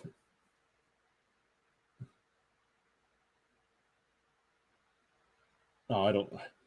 They're not going to, but like the Jets try to do that sometimes, and I hate that. The Arizona coach does, there are certain coaches that just do it. If it's an inch, they do it because they could just get it. Are they going for it? Oh my God. He went for it and got stuffed. Oh my God. This is a disaster. What in the world is going on? He ran right into the strength of the team. Like, call a play. Who has Jeff Saturday as their coach? The Vikings or the Colts? Right. Like, what the hell just happened? They ran it right into the gut and the strength. That's not what you do. No. Oh my God. I got to see that. They're not showing the replay. I hate that when they don't show the replay. And I don't know how that I don't know. How do you not show the replay of that? Well, not only that, but how do these offensive coaches get outsmarted like this? We're sitting at home and know not to run that play. How did you get paid to do that job and not understand? Don't run that play. You have to see. I can't believe they're not showing the instant replay of that. You have to audible that. I mean, come on. It was clear that come on. You don't just run it right into the gut like that when they have that stacked. Oh, come on. I mean, Minnesota's got to hold them to a field goal here. Oh, my God. Matt Ryan almost just got away. Matt Ryan almost got away. He would have been in the clear.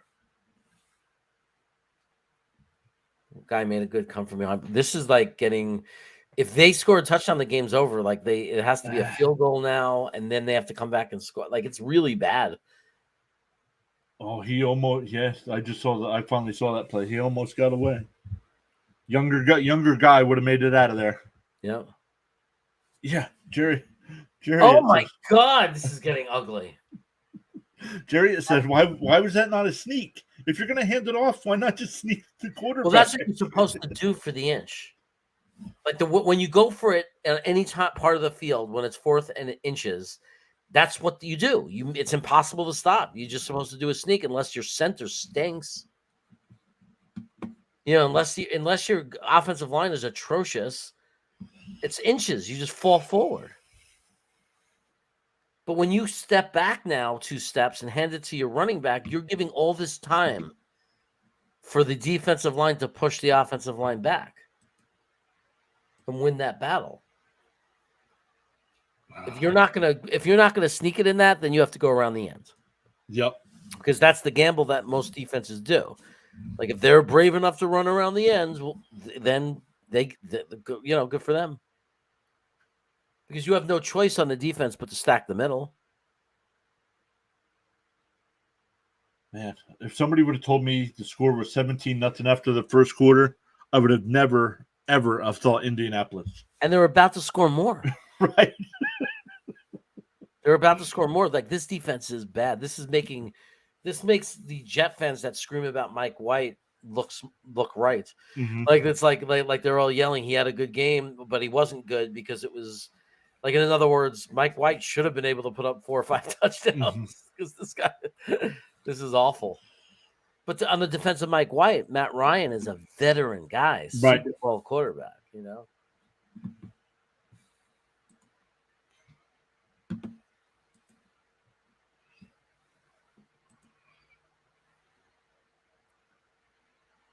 Man, this is just a lost cause. Do you think they just weren't into the game because it didn't mean anything? Or do you think that they're, because of what happened in Detroit, are they on a downslide?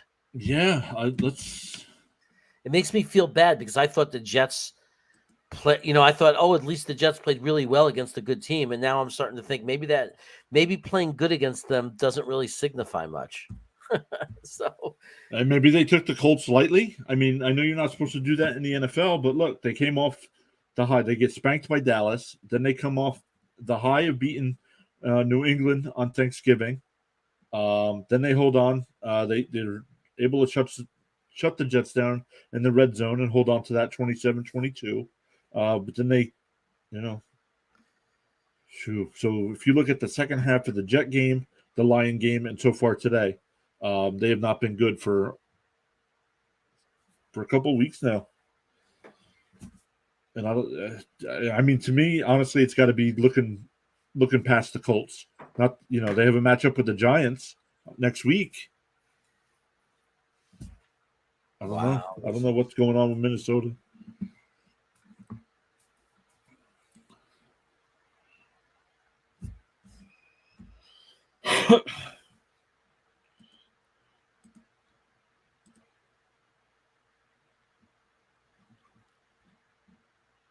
It's just crazy. Like you said, I mean, we're getting ready to start the second quarter here, and here's Indianapolis at the 16-yard line with a first down. It's crazy. It's crazy. I just can't believe what I'm seeing. I mean, this is a team with the head coach is Jeff Saturday. Like Sean even said that Indianapolis was going to be able to move the ball, but man, didn't think Minnesota would be making all these mistakes. Are they disproving football? Are they showing that coach doesn't matter? Can I coach the Jets next year? No, I like Robert Saleh. Sorry. Yeah. I like our coaching staff. I think LaFleur still got a little bit of learning to do on the offensive side, but I do like our coaching staff. This is literally the game coming up, this third down play. This is the game. If the Vikings don't hold them, I honestly, it's the game. They like 20-0, maybe they score. Right. Like 20-0, you get the ball back, maybe you score. And then it's kind of like you bring it back to a normal game. Here it comes. Great play for the defense. Great play, Minnesota. That's game saving in my opinion. Now you make them take the 3 points, and you have to respond with points. And like basically they have to take over the second quarter. If they, put up 10 points, make it 20-10, and then go into the second half and get right and play ball. Now, if Indy didn't lose 2 yards there, I could have seen them, because they have a 17-0 lead. I could have seen them going for it on fourth down. But after losing yards, you got to take the points. Yeah, definitely. If it would have been 4th and inches or something. Ooh, that was almost blocked. All right, so there you go, 20-0. 20-0. 20-0. Wow. Wow. This is my nightmare. This is a nightmare this would be my nightmare. For tomorrow, right? If this was the Jets tomorrow, if the Jets come out flat and they fall behind like 20 points, I'm going to be like miserable. Miserable. I mean, you got to think, like with Sean, it's like at least his team's got, Minnesota's still in. But if the Jets did this, oh my God, I would be like on life support. Kick It with KB stops by saying hello. KB, how are you? I did write down KB's name. He told me what his name was, and I forget where I put it. By the way, just an interesting fact for everyone. Jeff Saturday is the first coach named Saturday to coach on a Saturday. Wow, very nice. In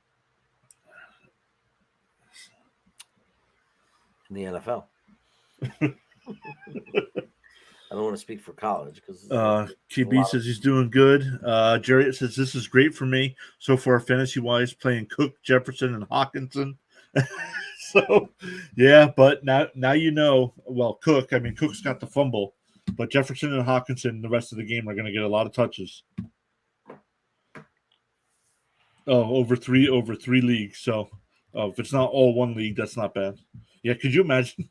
If you're in a fantasy league and you have Cook, Jefferson, and Hawkinson, well, I guess Hawkinson wouldn't matter because he was on a different team to start the year. So he was on Detroit and got traded. But yeah, and now it's getting to a point where maybe if I run it, now I'm using Cook out of the backfield now. Right. Like at this point, I'm getting space for my guys. Like you got to get them space. I'm not saying you have to throw deep every play, but I'm getting space because now it's like the time I'm looking at the clock as like for the half. Like I've got to put up points this half. I've got to cut this lead in half.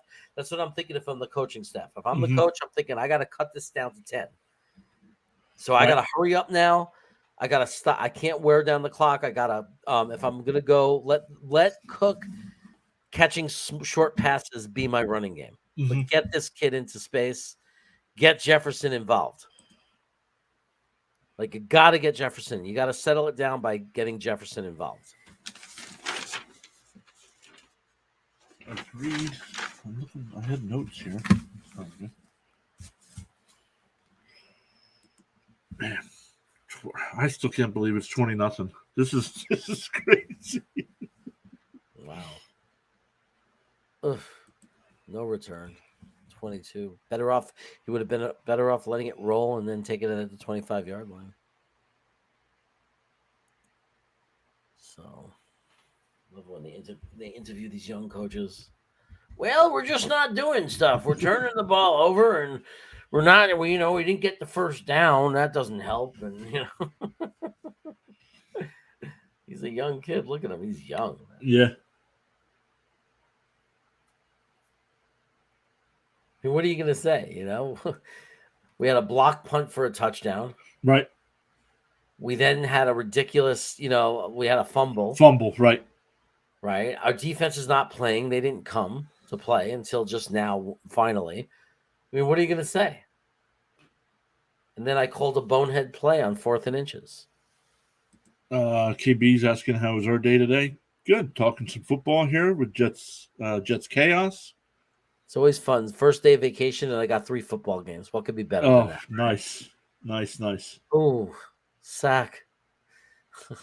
Over in our group chat for our fantasy Odia Bingo just got a sack. Apparently, Jonathan Taylor's out for the game. So I did not see any injury, but just saw the sack. He got crushed. Somebody is offering to promote your channel. Oh, look, great. Thanks. 3rd and 11. This is not good. This is crazy. They're absolutely dominating them. Somebody's trying to promote my channel. How do I get rid of this? Maybe in offsides.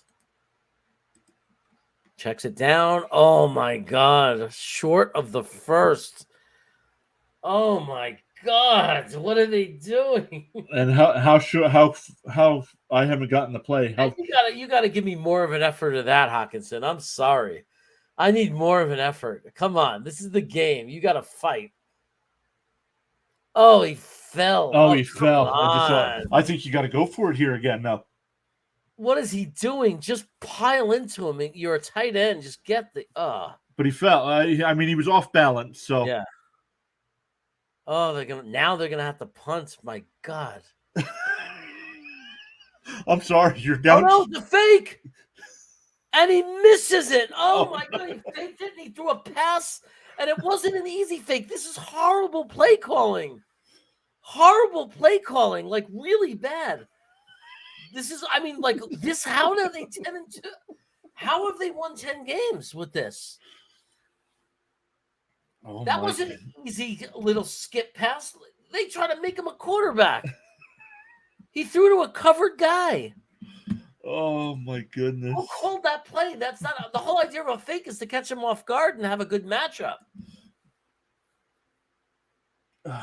Was that punter a quarterback in college? I have no idea. They didn't He want threw to it. a covered guy. They didn't want it blocked. So, and he not only a covered guy, he threw it. I mean, 10 yards over, not 10 yards, but the guy had a jump, and it barely hit his hands.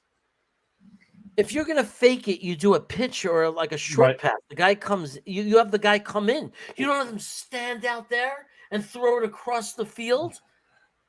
When there's a guy on him right there, that's not how you do it. You have the guy cut in. Am I right? Yeah, no, I agree with you 100%. I've already just got the incomplete pass. I want to see it again. Maybe even just run the punter straight up the middle. What? It looked like the middle was open. Why make him pass? Unless he was a like you said, unless he was a quarterback. You basically turned your punter into a quarterback. You had to know when you designed that play that there's a guy on that receiver. Right. For the punt coverage. You know there's going to be a Colt, an Indianapolis Colt standing there. So you're telling me you're going to have a quarterback throw across the field to your receiver when you know there's going to be a defender right there with all that time to block it, and he's not an NFL quarterback? That's a horrendously designed play. Like really, really bad. Yep. KB says, if the Jets were never a team, who would you root for?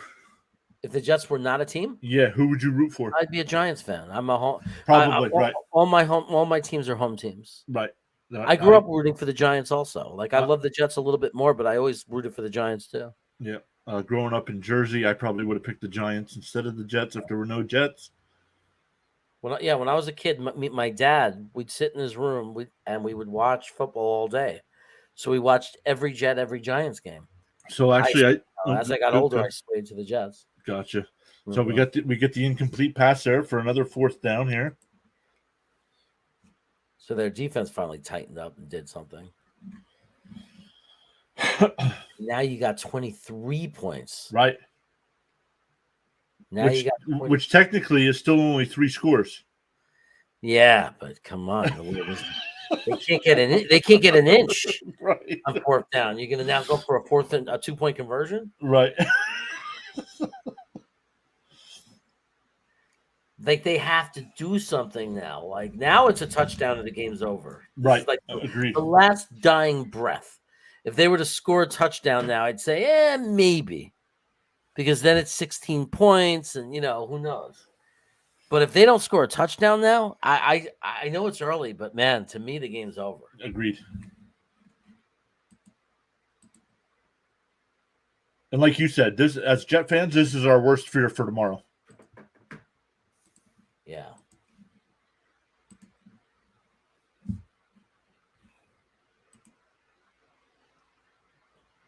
Oof, look at that. It's brutal to look at. Like I'm looking at what you have up 23-0. I can't even. It makes me feel embarrassed for the Jets. Like, how did we not beat these guys? Right. But I guess I mean, this is not the team we played. Right. Agreed. It's not. Like the team we played was much better than this. Mm-hmm.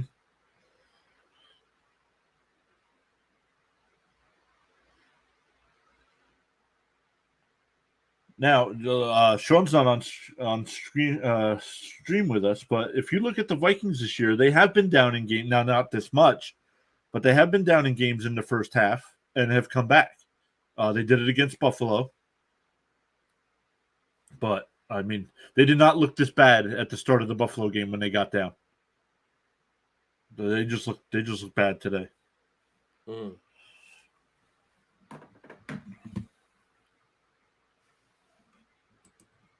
I don't understand, man. Yeah, I say I'll hang around for this drive. If they score a touchdown, then we got a game. But if not, I think I'm gonna hang it up. Yep. Go shower and start my Saturday. Yep. This is kind of wild though. I'm shocked. I mean, it's about because to me, you got to worry about your psyche and confidence. You just lost to Detroit. Mm-hmm. You're getting humiliated by Indianapolis. It's like not a way to end the season and go into the playoffs. Can you imagine what, if you play like this, what Philadelphia will do to you? Right.